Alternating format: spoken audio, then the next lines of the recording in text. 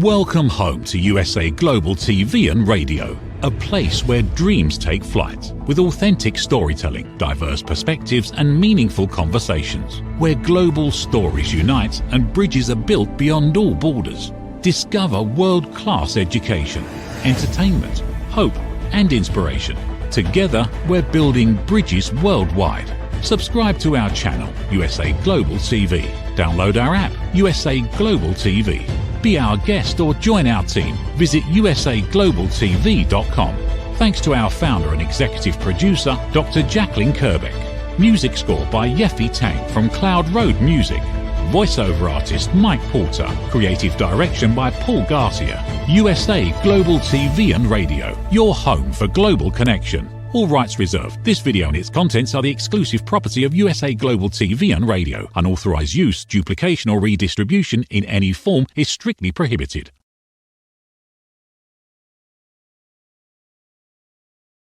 Hello and welcome to USA Global TV and Radio, where we provide world-class education, entertainment, hope and inspiration.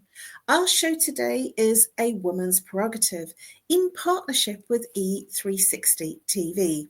Our topic today is embracing change, and we have a few personal and insightful stories to share with you, how we adapt in life, work and the world. I'm a TV presenter and resident therapist for USA Global TV and Radio. A very, very warm welcome to our loyal viewers and our friends at E360 TV, whether you're on the live or the replay. Hello to all of our friends on our usual social media platforms, YouTube, Facebook, LinkedIn, and X. I'm Caroline Heward. I'm absolutely thrilled and honoured to be representing Dr. Jacalyn as your host for USA Global TV and Radio's flagship show, A Woman's Prerogative. I'm joined today by an amazing panellist. She's our full-time panellist, Reverend Lydia Fujiris. She's coming all the way from Canada before I bring her out. She is a TV presenter on USA Global TV and Radio. She is an author, a bilingual author. She produces self-help books in bilingual language. She's a registered nurse, a holistic nurse. She's an intuitive and spiritual healer. She invented Miracle Mist, which is now pending patent. She's an advocate for free rights. Let's welcome Reverend Lydia Fujiris, all the way from Canada. Thank you very much, Caroline. Thank you. A very warm welcome to you, Reverend. Please do introduce yourself to our viewers, especially the ones that are here for the first time, about a little bit about what you do and how you help people. Well, I do help people with the chakra healing, spiritual healing. I help them with their emotional imbalances. I help with the new immigrants, actually, because this is close to my heart, because we have a lot of immigrants of Canada. What I do is that, I have a spiritual community. Also, I am a leader of a spiritual community, and my books are self-help books. So I have running programs on my books. So thank you. Thank you, Reverend Lydia. And we will find out a little bit more about what you do later on as we unfold and explore this topic. I'm Caroline Heward. I'm known as the Harley Street Stress Expert. I help people bust their stress. How do I do that? I work with root cause therapy and chakra psychology and break through the patterns that create the repeating experiences of how they experience stress, whether it's physical, emotional, mental, or behavioral. I work with root cause therapy and chakra psychology, how the mind and body connects and what happens to the person physically, emotionally, mentally when there's an imbalance. The imbalance is the symptom, whatever it is they're complaining about. Some people walk around and say they're not stressed, and yet they will then in the next breath say they can't sleep, or they have a persistent migraine, or they're complaining about a relationship, or they're complaining about feeling isolated or alone or sad or inflicted with a lot of anger. So that is how the stress is manifesting. I'm also a speaker and a co-author, and I also coordinate with corporates lunch and learn events where I educate the company's team about different aspects of stress awareness. My latest one was SAD, seasonal affective disorder, and that went down a treat. So I'm here now as your host of A Woman's Prerogative. So let's get into the topic. And I'm really looking forward to delving into this, Reverend Lydia, because we have personally experienced some changes ourselves, even in coming onto this channel, and the depth of the change in terms of having to upskill our essential requirement for the technical skills of being able to be here with these amazing backgrounds and to be here live on YouTube and all the social media channels. So what are your thoughts, Reverend Lydia, about managing and adapting to the technical changes of our work environment? What are your experiences, even recently? Because I can share a few recent changes in terms of how we are managing the world of social media and how we are now globally interacting in a social media capacity. So what's your experiences of adapting to that specificity of change in being in social media? Well, to start with, you know very well how I adapt because you are one that helps me so very much with adapting to social medias. It is difficult to get used to everything. Everything changes, and it moves so very fast. That is the problem. We learn a new thing, and then all of a sudden it's changed again. So it's just like it makes me think about you have to upgrade your phone. You're used to your phone. All of a sudden you have to upgrade your phone again. There's an upgrade. So that is the way it happens with changes. And my grandfather used to say something that every time there was a change, I would say, Grandpa, what about that? He would answer the same thing all the time. He would say, Darling, this is progress. Do you know, that's so right. When I was known as the networking queen back in the early noughties, because I was just everywhere and always out there in networking groups.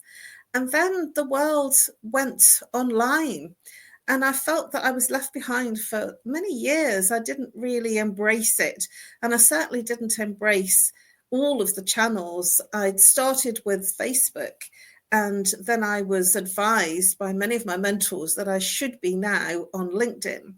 And only very recently have I been posting, since I've been on this channel and hosting shows, that I've felt that, yes, it's important. I'm keeping myself a secret. And because I was not posting on LinkedIn, I felt that I was not allowing other people to view the wonderful work that we're doing. And so even though it was challenging, I found out and worked through how to post regularly and how to do it, because there's limitations on characters and wording and what you can and can't do. And that's always changing.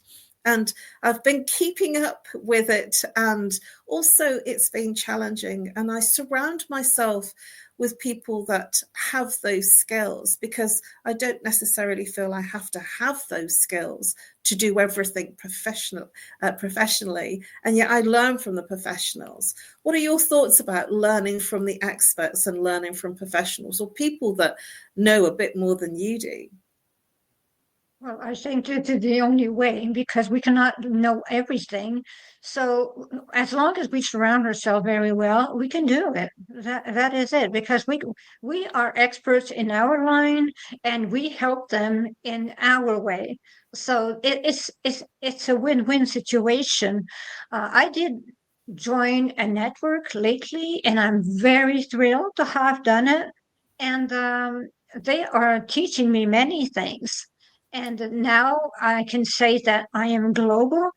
And because of the network, and because of what you are teaching me, because of what others are teaching me. And since I am a spiritual leader that actually am all over the world, so this means I hardly sleep. I know what you Because the mean. countries, yeah, yes, I know you know, and that is it. Because we have to answer the phone, we have to video chat at any time in the middle of the night or so on and so forth. But that is what we chose to do. So that is it. But with people such as you, Caroline, and the great people of networking and Dr. Jacalyn, that helps us so much. We are lucky, and we can actually move forward with our mission. You know what's really interesting in what you've just shared there is that I was very good at networking face to face, and it took me many years to become what I think now is much more proactive in my networking online. And you mentioned something that's significant, because as soon as I went online, I then became global. And that's a significance, that's adapting to that change of the uncomfortable space of going online and making sure that I understood the rules and understood how to post and how to interact and how to connect. When I kind of got some semblance of that, then I suddenly became global. And what it did was it brought all sorts of people to me. Rather than me going out to them, they came to me in my living room. and the fact that this is a global channel, this is in the US, I almost feel like my time has changed to US time. I feel that, I'm sleeping, later and getting up later and being up later, because I'm almost on American time. So some people thrive in those challenges, in adapting to the changing environment that they're working in and that they're interacting in. And I certainly felt that when the lockdown happened, which was a global lockdown, I felt that that was a significant point in history globally, that there was a lot of people that may not have been online that went online, and they suddenly felt not so isolated. What are your thoughts about what changed in terms of people's adaptability to being online in the lockdown? Well, I think that people actually had a better chance of being known. There is also the fact that it costs less. You don't have any travel time. You can organize yourself a lot better. You can organize your schedule a lot better. I do. I love doing this online, absolutely, because how much time do we lose traveling, preparing our lunches, whatever? We lose a lot of time. So by working online, we actually save a lot of time. The only challenge is for those that have families. When you have a family of 4 children, for example, and you have to work online, that is quite a challenge. But the thing is that when you actually work online, you lose less time and you become well known easily. So that is the advantage of the whole thing. But at the same time, you have people that actually say things that they should not, because they use the global network to their advantage, and it is not always good. I'm in agreement with you there, and that's just made me think of a time that that the UK was very fragmented, and there was a lot of intensity online in terms of arguments and what people felt right and wrong, and there were very strong opinions shared, and that was when we were going through Brexit. And that was a surprise to me. Lots of people got very angry, and some people that I was surprised to get them being very extraordinarily expletive with their comments and the derogatory way of speaking about people that had different views to themselves. And I felt that there was less less tolerance of people with different opinions and different views. And I certainly see, because now we are global, I'm certainly seeing a lot of that kind of activity when the elections come up for the Americans. And now, you know, with the wars, with us being more global, I do see that there is much more experience of hearing the all sides rather than just one side. What are your thoughts about the fact that we've become much more transparent and at the same time we're becoming less tolerant? Well, that is it, because some actually have extreme opinions, so they will judge everyone, and some, like me, will just be tolerant. We will be tolerant because we will actually, we will respect others' opinions. But the thing is that with the coming of the internet and being global, actually, you have a platform to say your opinion, and you have to be careful because with great responsibility, you have to be very careful. So what happens is that people say whatever they want and they spread whatever rumors they want, and some are very powerful, and some have, we are very used to fake news. So something is absolutely false, and then all of a sudden it becomes a news. So the thing is that we have to be very careful. We have to be very tolerant. We have to be able to decide what is right, what is wrong, and what is according to our conscience, because everything has to do with conscience. So that is the way it works. I so resonate with the things that you're sharing, Reverend Lydia. And, that brings me on to my next question of mindset versus growth, because I do feel that when you are in the public domain, as much as you can be now, because anybody can be in the public domain, and, by just setting up their social media accounts, it's very easy and very quick to set up social media accounts and become global in your opinions. What are your thoughts on how does mindset versus growth impact our ability to adapt in terms of our social media and our changes, because we are becoming a much smaller world? I feel that when I was growing up as a child, I was very isolated and insulated in terms of the area that I was in. That in social media and in our global platforms that we have, I'm sitting in my living room with a green screen, and now I'm broadcasting all over the world, and I'm speaking to somebody, yourself, in Canada. That's incredible. And that's, I feel, massive growth.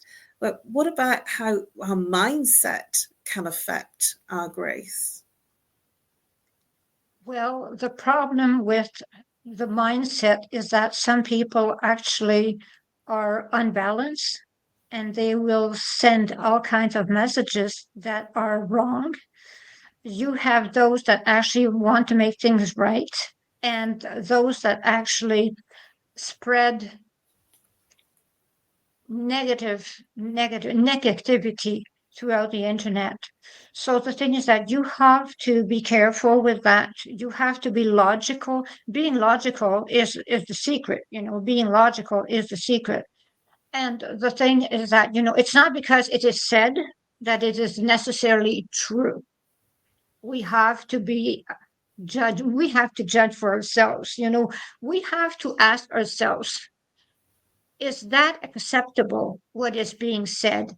Is that humanity? Is that human? Is that going with the rights of the humans? Is that equality, what is going on? If it is not, well, it is wrong. That is the way it is. Because humanity is about righteousness, about equality, and about being kind. So if those things are left out, it is wrong. That is all. Thank you, Reverend Lydia, for your incredible shares there. Do you think that adaptability can be learned, or do you feel it's an innate trait within ourselves? Because some people will probably come from a place of where they're very hostile in their own personality, very angry, and so then they just extend how they are in their personal life onto their online life, or they might even use their online persona to vent their aggression and their anger, because they hold it in their reality world. So do you think it can be learnt to be adaptable, or do you think it is something that's inbuilt, an innate trait? I think it can be learned, it can be done. Everyone can adapt, everyone can become kind again. When you actually leave a, a place where it is hostile, we're talking about areas like Ukraine, where there's so much war. Here in Canada, we have the largest Ukrainian community in the world. When they come to Canada, they feel safe. When they leave Ukraine, they are scared. Some people are very negative, and when they come here to Canada, all of a sudden there's a shift in the way they think because they feel safe, they feel at home, and they feel nothing is going to happen to them. So those that are hostile actually come here and change. So I think everything has to do is where you are and how safe you feel. That's so true. And I really resonate with what you're saying there, because I've spoken to many people that have come from conflict and war-torn countries like Afghanistan, Iraq, and Iran, and Syria. And there is a survival mechanism in terms of their communication. And they're generally seeing or speaking very negatively, or seeing that the negative outcomes and not creating the positive ones, because that's what they've been surrounded by. So I agree with you that it does depend on the environment that you're in, the economic situation that you're in. And certainly in the UK, there is a lot of negativity because there's so much in terms of rising prices and rising taxes and rising energy prices, and it's causing a squeeze on a lot of people's budgets and a lot of what people have available. And so that is creating a high intensity of fear, scarcity, and that is also creating, a loss of jobs as well, because people are in fear. Companies are not able to cope with the rising pricing of running a business. So what are your thoughts in terms of, if somebody comes to you in that space of feeling negative and scared and in fear, what would you do with a client that comes to you with that kind of mindset and feeling uncomfortable with where they are, even though they're safe, but they're still in their mind feeling very negative and in a lot of fear? Well, first of all, you have to acknowledge that it's their right to feel that way because we have not had their past. And it takes a long time. It is a very long journey to get out of negativity. They have to have the proof that they are saved. So I do understand, what is going on with them. So we have to let them have a chance. If they want to have the negativity around them, we cannot judge them. We can actually, the only thing that we can do is actually listen to them. And what happens is that we have to prove to them that they do not have to be negative anymore. So the thing is that it has no sense into talking them into being positive. That's lost time. The only thing we can do is prove to them, give them proof that they can feel positive, they can feel empowered, they can feel listened to, and they can feel loved and well surrounded. So it is not about talking them out of it because it's no use. It is about proving what can be done for them. Thank you, Reverend Lydia. How do you feel that immigration has shaped our global societies? Because you've just mentioned about refugees coming into different countries, and you have a lot of displaced people within Canada, and it's the same in the UK, and I believe the same in the US. So what are your thoughts about how it's actually affected our societies with so many people that have come out of their own home country and are really displaced with no actual home? Well, first of all, we have to work on our country to start with, and we have to get people to stop being biased towards immigrants because they have the right to be on planet Earth, anywhere on planet Earth, because the Earth belongs to everyone. So we have to stop being biased. I help with lodging immigrants because lodging is difficult to find. They have to have some kind of help. And I am there. I listen to them also. So the thing is that they are going through challenges. Their children are unsafe. They want to protect their children, and we have to understand. So the thing about immigrants is that we have to understand that we have accepted for them to come. So we have to welcome them because they are allowed to be where we are. We did not buy the country. We were just lucky enough to be born in the country. And the only thing we can do is to share our country with love. I'm so in alignment with what you've just shared there, Reverend Lydia. And yet there are people, I remember when I was quite young, that people would say with, even at school, I went to an all-white school, and I was the only one that was not white. I was, and at that time they called us half caste. So I'm half Indian, half English. And there was children in the school that said that I needed to go home and wash, that I was dirty. And that was because there was no knowledge, there was no education. And I remember my mum went into the school and said, and this was in 1969 when I was 5 years old, and had a conversation with the school to say, my daughter isn't dirty, but, you need to educate the children. And we've come a long way since then, a hell of a long way since 1969. And at the same time, I do feel that there is conversations with some people about going back, go back to your home country. You don't belong here. So what do you feel are the challenges that immigrants face in terms of adapting to a new culture and a new country? Well, the only thing that I would tell immigrants is that, when someone tells that to them, they should answer, yes, I belong here. I'm here. I belong here. That is the way it is. That is the way I have been accepted in this country. So I will stay. And if you're not happy about it, go to my country. That is all. I'm in agreement with you. It's very challenging because there are some people that speak to me sometimes and say, "Oh, where do you come from?" And I kind of don't think about what they've said, and I've just said, "Oh, my hometown was Birmingham, and I'm now living in the north of the further north of the country." And they say, "Oh, I thought you might have been from Turkey or Greece or something," and that's because they feel there's something similar. They feel that there's something, similar in terms of looks or the fact that I'm off-white. And that's quite interesting that if I go to a Spanish restaurant, they think I'm Spanish. If I go to an Indian restaurant, they think I'm Indian. If I go to a Portuguese restaurant, they think I'm Portuguese. So I actually have a really good time because they think I'm one of their own.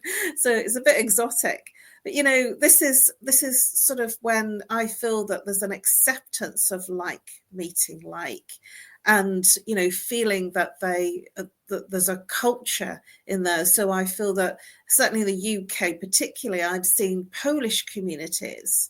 I've seen communities come together from Russia as well. So I see little pockets of different communities, Arabian communities, Egyptian communities. And, does that sound similar to what happens in Canada as well? Yes, because people think I'm Slovak. I have a British accent, so the thing is that people think I come from Europe. I never even set foot in Europe in my entire life. And the thing is that, every time I go somewhere, they think I'm from someplace. So it is just that, people try to adapt us to them. We have to take that as we have to be grateful, because when they say you are, let us say you were saying in an Indian restaurant and they were thinking that you were Indian also. You know what? That is an honor. You take it as an honor. You take it as something that is wonderful. You take it as something as is a gift. That means they acknowledge that you are like them. So the only thing you can be grateful to is to say thank you for the fact that they actually accept you as one of theirs. So the all the time actually that you are being accepted in a community, you should be grateful, no matter the community. They are really amazing, understanding, and they try to adapt to you. So that is the way it is. So you see what happens is that we are in communities where there is a lot going on. They have so many things that have happened to them, war, their families died, and so on and so forth, and they are trying to fit in. So when they see someone that looks like them, that is from the country, well, they feel at home. So we should make them feel at home, actually, because the only way to show our love is to say, yes, yes, yes, I do look like you. And I am not from your country, but at the same time, I feel I'm universal. That is the way I feel. I always say I'm universal. That is it, because we're all universal. We are humanity. We are one race, the human race. That is all. Thank you very much, Reverend Lydia. That's some amazing shares there in terms of looking at ourselves as we are all human beings. We're all here to experience life in our own way, and we're all on our own journeys.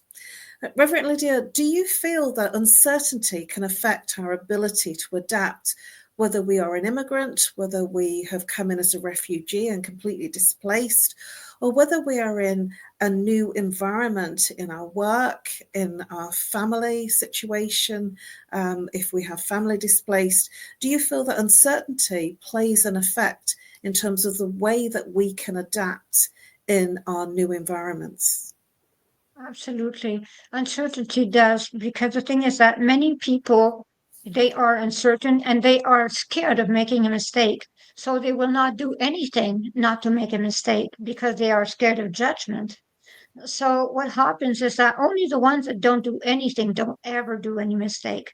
So uncertainty is a part of the way they live, because the thing is that they actually are scared. They're not used to the ways. They are not used to learning the ways. And people say, okay, they do not adapt to my culture. But do you know what? The thing is that, they are scared of adapting because they are scared of making mistakes. So when you are scared of making a mistake, you just don't do it. That is exactly it. So if people were tolerant and would help them adapt to the new culture and teach them the new culture, they would adapt a lot more to the new culture, and they would mix their culture with our culture, and there would not be such difficulty between groups that come in, and there would not be such segregation in the world. The thing is about adapting, it's about also showing your country, your culture, or your religion, or your background, whatever, and being authentic about how you see things and non-judgmental. The thing is that, it's not because I will give an example of someone that thinks that Christianity is the answer. Well, there are several religions. The answer is being good. It is not necessarily about all being Christians. The answer is about being good, being kind, having altruism, having humanity, being able to adapt to them and they to us. So we have to accept different cultures. We have to accept different religions. We have to accept different frame minds. We have to be accepting and loving for them to feel safe, for them to feel that they can embrace their new country or their new territory, and they can send their children to school and feel safe about it. They can actually have the luck to learn new languages, and we can learn other languages because I live next to a very amazing Greek family, and I have learned a bit of Greek, and I can understand a bit of Greek, and I feel happy with that. So instead of staying in my environment and saying I do only want to speak English and French, I decided that I do not only want to speak English and French, I want to speak many languages. I want to adapt. Well, that brings me on to the fact that you are bilingual. You are even authoring your books in French as well as English. I feel that's quite amazing. I was very lazy at school, English school, and we were only taught English and we weren't really taught anything else. So that's quite an amazing achievement. We are pretty much at the end of our show, but I would like, Reverend Lydia, your views on, is there a difference between responding and reacting? So if somebody comes to you in your capacity as being a reverend and somebody's reacting to something you're saying or they're responding, do you feel there's a difference between the two? Oh, yes, there is a difference. When they react, you do not react. Also, what you do is that you try to understand where they are coming from. But when they are doing something that is wrong, it is your obligation to actually put them straight. Because the thing is that they cannot stay bad people, because there are no bad people. There are people that take bad decisions. Some people spread rumors, and you have to be careful because that's how there are wars that are created. It starts by rumors, it starts by people that think they are right. It starts that way. That is how war starts. So we have to be tolerant, and we do not counter react to a reaction. We just try to make the person understand that we have to be nice, we have to be understanding, we have to let everyone be just one one one race, one there is the universe. So the thing is that no matter what people embrace, if you react negatively or if you are angry, it is not going to do anything good. Thank you, Reverend Lydia. I'm nodding here in the background as you were speaking. We are one family, one human race. And in the Universal Peace Federation, we have a phrase that we say, we are one family under God. And we certainly are that. We have had an interesting exploration of embracing change, how we adapt in life, work and the world. And I know it's been a little bit of a deeper conversation tonight, and yet at the same time I feel that we could do much more in this exploration. Thank you very much for joining us. Thank you very much, Reverend Lydia, for your incredible insightful shares and your incredible contributions. It's always a delight to have you on the show as our full-time panelist, and we look forward to seeing you next week. The times have changed for the UK. We are still in Greenwich Mean Time, so we are 6 o'clock on Monday next week, and it'll be 2 p.m. Eastern time until our clocks change. So I'm very happy that the Americans have gone into spring already. We have a few weeks to go. So before we go over to our sponsors, please do consider joining our VIP community and become an exclusive VIP community member, where you will have first access to our newest videos, photographs, and insights on the British royal family, which is live streamed on YouTube and on USA Global TV. Thank you very much for joining us, whether you're on the live or the replay, and I look forward to seeing you next week. And now over to our sponsors. Bye-bye for now. USA Global TV and Radio proudly presents Steve Klein Art at steveklein.art. My name is Steve Klein, born Manchester, England, 1953. My quest in my lifetime is to create artwork from my soul and the deepness within my wildest dreams and fantasies. In 2012, my heart stopped when I was given too much anesthetic for a minor knee operation, and this near-death experience took me to another multidimensional world, an out-of-body experience, and I was given the gift of being blessed by an overwhelming, burning passion to become, for the very first time in my life, an artist with an eternal, passionate desire to bring my art, which I've named multidimensional, subliminal, freeform art, to the world, as only 3% recover from what I experienced.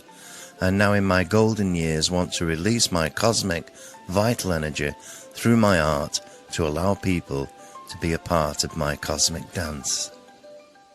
To learn more, email roccogoodwine@gmail.com. For VIP pricing, mention USA Global TV and Radio.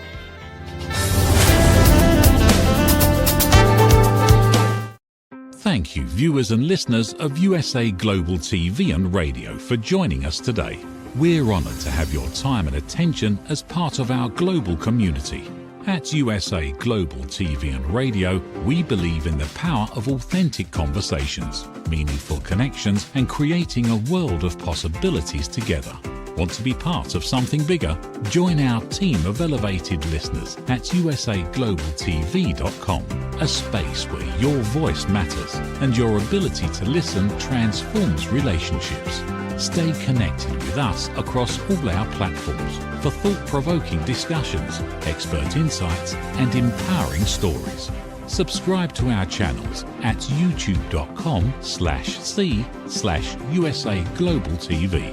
Follow us on social media and explore the endless opportunities we're creating for growth, learning, and inspiration. Together, we're not just broadcasting, we're building bridges and changing lives one conversation at a time. For inquiries, contact us at info@usaglobaltv.com. Music by Johnny Dies. Produced by Executive Producer and Director Dr. Jacalyn Kerbeck. Voiceover by Mike Porter. Creative Direction by Paul Garcia. All rights reserved. Copyright 2025. Visit usaglobaltv.com to view our full terms and conditions.